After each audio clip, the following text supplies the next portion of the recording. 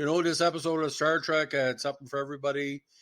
Tension, confrontation, father-son issues, near murders, near explosion of the Enterprise, and a diplomatic mission very comparable to what Picard did in Star Trek The Next Generation. Now, technically, the sequel to this was kind of touched upon a little bit in Enterprise, Star Trek Enterprise, but the Cyrac appearance on Generations when he was suffering from a Vulcan form of Alzheimer's really was the technical sequel to this, because you could see in this that Cyrac was a very proud man. Now, we did something on Mark Leonard playing Cyrac in a previous podcast. Thank you for your support. It's been trending the last couple of days. Now, Journey to Babel, where Cyrac shows up, is the 10th episode of the second season of Star Trek, written by D.C. Fontana and directed by the great Joseph Pevney. It was first broadcast in November 1767. In the episode, Enterprise is tasked with transporting dignitaries to a diplomatic conference. The episode features the first appearance of Cyrac and Amanda, played by the great Jane White, who was several years older than Mark Leonard. There wasn't too much difference between Leonard and Nimoy. It introduces also two new species, the Andorians and the Tellarites. Now, the Enterprise, under the command of Kirk, is transporting Federation ambassadors to a conference on Babel to discuss the mission of the Caridian system into the Fed. The system is a prime source of the lithium crystals, but is underpopulated and unprotected, a situation some would prefer to maintain by keeping Caridian out of the Federation. Cyrac, who is a Vulcan ambassador, boards a ship with his human wife Amanda, ignoring Spock's greeting. Captain Kirk learns that Cyrac is in fact Spock's father, now estranged because he had disapproved of his son's decision to join Starfleet rather than attend the Vulcan Science Academy.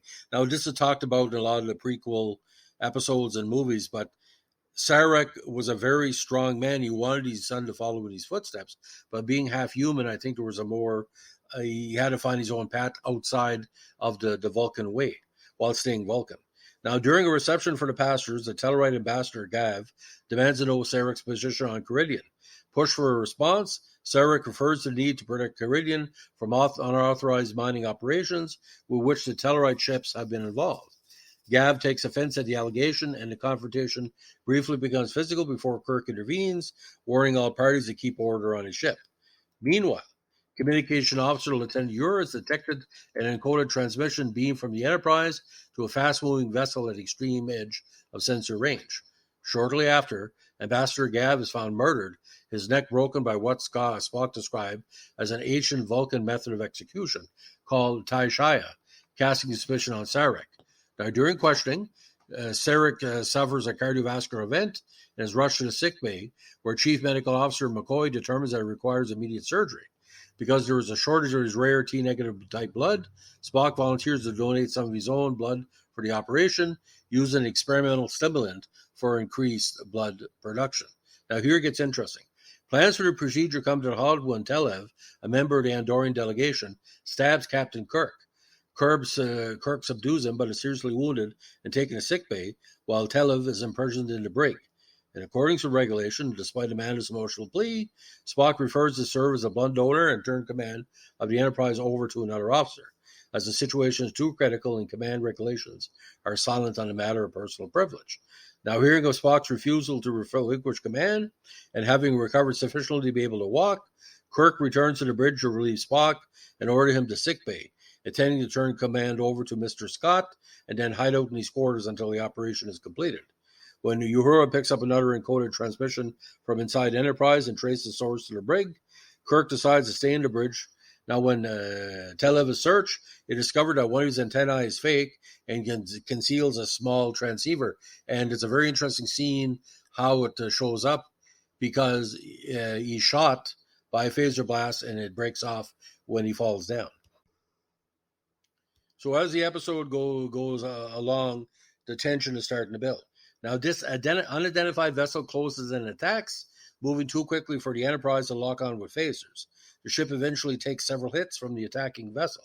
McCoy begins his operation on Cyrac, who is receiving blood directly from Spock. Kirk orders Telev brought to the bridge and question him about himself and the attacking ship.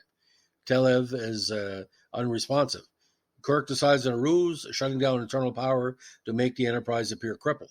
The attacker approaches and drops the sublight speed, and Enterprise damages it with a surprise phaser attack. The disabled ship, which is heavily damaged, eventually self-destructs. Telev reveals that both in his ship were on suicide missions. He then collapsed and dies from a delayed action poison. Very dramatic scene, actually. Now, Kirk returns to sickbay for further care and finds Spock and Sarek both alert. The surgery and apparent success. Spock speculates that Telev and the attacking ship were of Orion origin, and the speed and power of the latter was consistent with a suicide mission, with all energy dedicated to attack. Telev's mission aboard Enterprise, Kirk and Spock presume, was to sow distrust among the Federation members and weaken Enterprise prior to attack.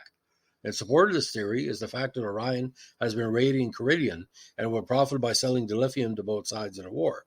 Amanda asks Sarek to thank Spock for saving his life, but Sarek shrugs and says it was only logical. Amanda expresses anger at this harping on logic, and Spock, noting his mother's exasperation, asking Sarek why he married her. Sarek replies, at the time, it seemed a logical thing to do, and offers Amanda his hand, fingers actually, in a ritual gesture of affection. McCoy then firmly orders Kirk and Spock to remain quiet in bed, finally getting the last word. Now, Wyatt had been widely known for the 50s sitcom Father Knows Best, where she played Elliot Donohue's mother. On a previous Star Trek episode, Donohue was a guest actor playing commercially Nancy Hedford, who became Zephyrin Cochrane's companion. The episode introduced the Andorian Tellarite species. John Wheeler, the actor who played the Tellarite ambassador, Gav, had difficulty seeing through the eye holes in his prosthetic makeup, which looked kind of like a pig, and was forced to raise his head in a seemingly arrogant manner in order to see the other actors. The Andorian antennae, sprouting out of the back of the head in this and other episodes of the original series, were depicted in the later Star Trek Enterprise series as coming out of the forehead and capable of movement. And the Andorian, the real Andorian, speaks with a very interesting accent, and he says, take on other motivations.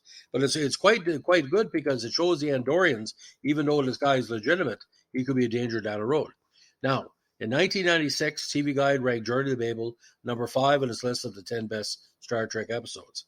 Now, the Sci-Fi ranked this episode as one of the top 10 essential Star Trek original series Spock episodes. I think it's number 1, in my opinion.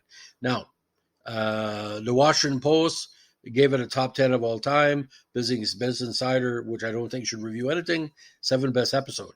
Now, Newsweek said in 2016, Journey to Babel is one of the best episodes of the original series.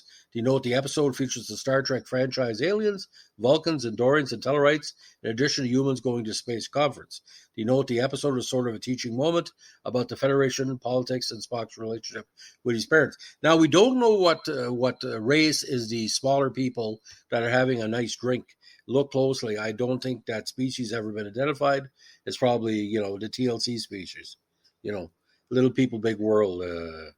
Anyway, now in 2020, Screen Rant ranked as the 8th best episode of the series, and CBR said in 2021 it was an essential episode of the series. Now, there was multiple plots in this. Now, when I first watched this episode, I hadn't seen it on anything but CBC6 from Montreal. Now, this was edited for some reason, but when I came to community college at Woodstock, I saw the full 48-minute episode, which is on Netflix and on Sci-Fi, CTV Sci-Fi. You can watch the edited version. There's a lot of shit going on in this movie because you got McCoy trying to understand Spock. You have the battle between Spock and Sarek. Spock's mother is basically trying to keep them together. Kirk is under heavy pressure. He really doesn't know what's going on. You got 2 murders going on, a murder attempt and a murder, and dealing with the new people. But you look at the first season of Star Trek Next Generation with Lwaxana Troi, those crazy plots being an ambassador. It's a trope they've gone back several times. So, ladies and gentlemen, if you like what we're doing with Star Trek Podcast, let us know what to like, comment, subscribe, or share.